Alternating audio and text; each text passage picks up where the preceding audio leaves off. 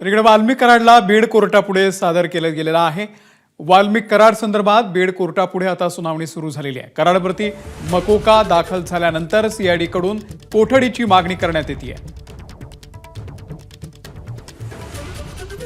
तर वाल्मिक कराडला बीड कोर्टापुढे हजर केलेला आहे आणि आता बीड कोर्टापुढे ही सुनावणी सुरू झाल्याचं कळतंय।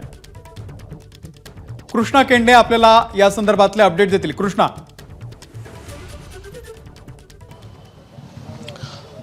वाल्मिक कराड याच्या संदर्भात मकोका अंतर्गत जो गुन्हा दाखल केला आहे त्याच्या अनुषंगानं बीड कोर्टामध्ये आता सुनावणीला सुरुवात झालेली आहे। यातले तपास अधिकारी अनिल गुजर हे त्यांना कस्टडी का हवी आहे याच्या संदर्भातली माहिती माननीय न्यायाधीशांसमोर या ठिकाणी देत आहेत। या सगळ्यामध्ये काही वेळापूर्वीच सुनावणीला या ठिकाणी सुरुवात झालेली आहे आणि अनेक गोष्टी आहेत कशासाठी हा नेमका त्यांना कोठडी हवी आहे या संदर्भातली माहिती दिली जाते आहे। काय पुरावे आहेत त्यांच्याकडे या सगळ्या संदर्भामधली माहिती दिली जाते। 9 डिसेंबरला हत्या झाली, त्या दिवशी दुपारी 2:30 ते 2:20 ते 2:30च्या दरम्यान 10 मिनिटात सुदर्शन घुले, विष्णू चाटे आणि वाल्मिक कराड यांचं फोनवरून संभाषण झाल्याची माहिती तपास अधिकाऱ्यांनी कोर्टासमोर या ठिकाणी दिली आहे। एसआयटीची ही माहिती आहे। एसआयटीला जे कॉल ट्रेस झालेले होते या संदर्भातनं ही या ठिकाणी माहिती कोर्टासमोर एसआयटीच्या वतीनं देण्यात येत आहे आणि एकंदरीतच सुनावणीला सुरुवात झाली। आणि आपण जे काही वेळापासून सांगत होतो की यातला जो मुख्य दुवा आहे तो हाच आहे की दोघांमधलं संभाषण या ठिकाणी हत्येनंतर झालेलं आहे। या अनुषंगानंच ही सगळी तपासणी या ठिकाणी एसआयटीने केलेली होती। यासाठी अनेक कॉल तपासले गेलेले आहेत, म्हणजे हजारो कॉल तपासले गेले आणि त्यामधनं ही माहिती समोर आल्याचं देखील या एसआयटीची माहिती आहे। आणि त्यातूनच दुपारच्या दरम्यान म्हणजे दुपारी 2:30 ते 3:30 या 10 मिनिटांमध्ये सुदर्शन घुले, विष्णू चाटे आणि वाल्मिक कराड यांच्यामध्ये फोनवरून या ठिकाणी संभाषण झाल्याची माहिती कोर्टासमोर एसआयटीचे जे तपास अधिकारी आहेत घुले या सगळ्यामध्ये जे तपास अधिकारी आहेत गुजर यांनी कोर्टासमोर मांडलेली आहे। निश्चित सीआयडी कडून कोठडीची सुद्धा मागणी केली जाते। किती दिवसांची कोठडी मागतीये सीआयडी?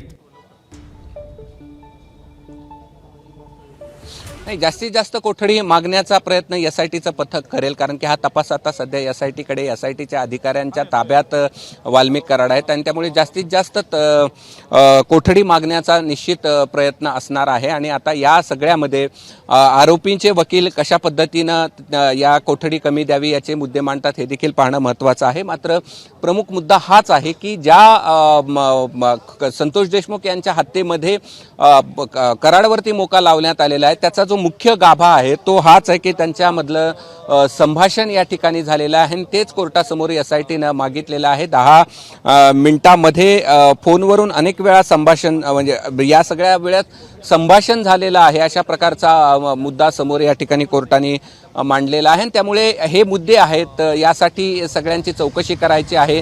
त्याचबरोबर आरोपीला समोरासमोर बसून चौकशी करायची आहे, यांचा कट नेमका कसा होता या सगळ्या संदर्भात माहिती घ्यायची आहे। फोनवर नेमकं दोघांचं काय संभाषण झालेलं होतं, या तिघांमध्ये नेमकं काय संभाषण झालं या सगळ्याची माहिती घ्यायची आहे। अशा प्रकारचे अनेक मुद्दे कोर्टासमोर मांडले जातील आणि त्यातूनच जास्तीत जास्त कोठडी घेण्याचा या ठिकाणी एसआयटीचा प्रयत्न असेल। आपण पाहिलं तर पूर्वी देखील ज्यावेळेस सुनावणी झालेली होती खंडणी प्रकरणामध्ये, त्या खंडणी प्रकरणामध्ये सुनावणी करत असताना कोर्टानं सुरुवातीला 14 दिवसाची कोठडी या ठिकाणी सुनावलेली होती। त्यामुळे आता देखील तेवढीच कोठडी मागण्याचा निश्चित प्रयत्न एसआयटीचा असेल आणि कोर्ट नेमकं काय म्हणतं आहे कशा पद्धतीनं त्यांच्यावरती या सगळ्या मुद्द्यांवरती कोठडी किती दिवसाची सुनावते हे आपल्याला काही वेळातच या ठिकाणी समजेल। मात्र पुन्हा एकदा आपण माझाच्या प्रेक्षकांसाठी सांगूयात की एसआयटीचे जे तपास अधिकारी आहेत त्यांनी जो कोर्टासमोर मुद्दा मांडलेला आहे तो 9 डिसेंबरला हत्या झालेली होती त्या दिवशी 2:30 ते 3:30 दरम्यान 10 मिनिटात सुदर्शन घुले, विष्णू चाटे आणि वाल्मिक कराड यांच्यामध्ये फोनवरून संभाषण झाल्याचे पुरावे एसआयटीकडे आहेत आणि त्यामुळेच मकोका अंतर्गत कारवाई केलेली आहे असं देखील सांगितलेलं आहे। आणि खुनाचा कट कसा रचला गेला या सगळ्या संदर्भातली माहिती एसआयटीचं पथक या ठिकाणी कोर्टासमोर मांडतं आहे। निश्चित अपडेट तुमच्याकडून घेत राहू. तुर्तास धन्यवाद कृष्णा. एबीपी माझा, उघडा डोळे बघा नीट.